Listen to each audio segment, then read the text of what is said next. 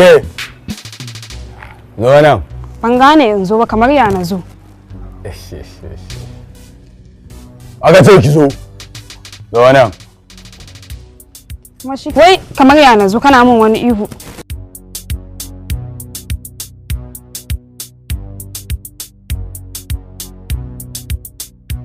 Ke wannan tsiyar taki ce na gani a tattare da ke ta ɗan ja hankali na kin gane.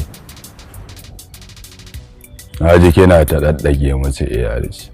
Shi kashi kashi in dai ba tantakwashi ba ne ba shi da daɗin sha'ani ba shi da laushi.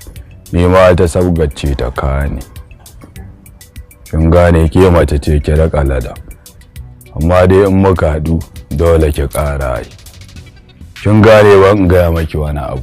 Daga yanzu zuwa minti ɗaya na gaba zuwa ƙarshen rayuwarki har zuwa lokacin da ake baci rayuwarki ta lama ba taki ba ta datawa.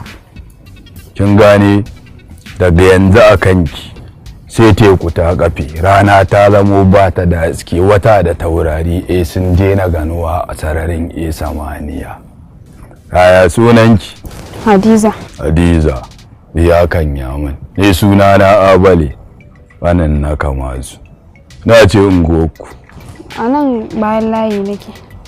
Ba mace sai dai kuma ni kin ga baraka ta yi karami.